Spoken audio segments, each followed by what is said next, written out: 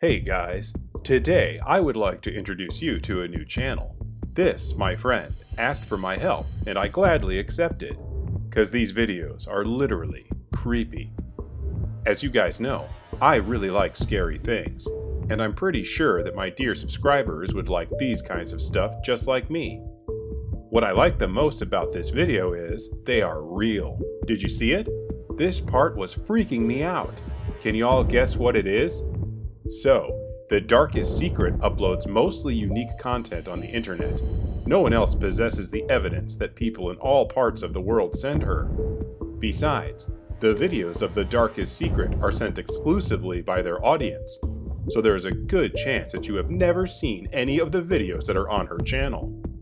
Her videos represent the most reliable set of evidence of the paranormal that exists on the internet. So, if you guys are interested in this channel, enter the link to the description below, and if you like it, subscribe for more content.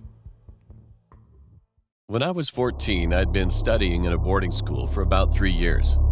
We used to stay in each of the hostel's rooms, which were separated by bamboo walls. My school was very small, and we had lots of rumors about ghost stuff. Speaking honestly, many of the students had experienced paranormal activity, including me. So I remember that day was just a normal day, as usual. I was with my friends, and one of my seniors told us a story about this incident, and this sent shivers down my spine. A few years ago, one male student had passed away abruptly due to some kind of disease. His parents lived quite far away from the school, so when the school informed about his sudden death, they said they would be arriving there about the next day.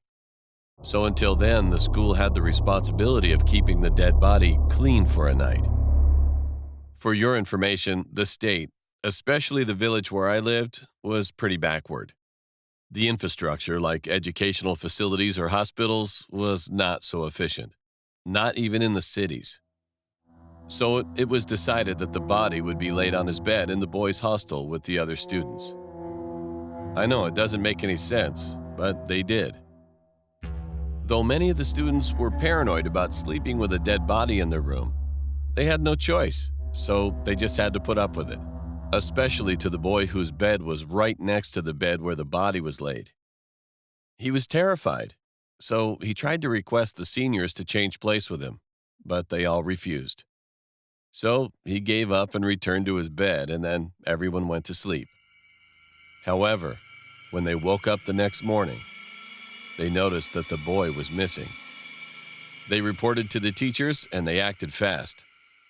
Luckily, they found him near a paddy field where he was in the company of some laborers. However, when the teachers approached him, they were surprised by looking at his condition. His eyes were swollen with a tear. His feet were dirty and covered with mud as he had no slippers on. The laborers explained to the teachers about how he ran like a mad person in the middle of the night, as if he was being chased by someone. So they came up to him right away and stayed with him for a night. At first, he didn't say anything when they asked what happened, but not long after, he told them what he had experienced last night. He said that he was asleep for quite a few hours when he suddenly jolted and awoke, feeling a strange discomfort as if someone was watching him. He tried to ignore it and force himself back to sleep, but then he heard the creaking of the bed from the corner next to him. And the next was the sound of someone's footsteps. Shaken with fear, he did not dare look to his side. In an adrenaline rush, he bolted up from his bed, jumping down, and just ran away from the hostel. He didn't know which direction he was running to or how he even got out of the school campus, but he just continued to run and run until he felt a sticky feeling on his feet. That moment was when he had a little bit of an instinct to look back, and what he saw was the figure of the body wearing gray pajamas, standing on his 2 feet. The dead boy, whose body should have been lifeless, was running after him. He screamed in fear and ran away again. When he noticed the flicker of flames miles away, he sped up, shouting out loud. Luckily, 2 of the laborers heard his call and they approached him. So he had begged for them to stay with him, and they stayed up until the next morning.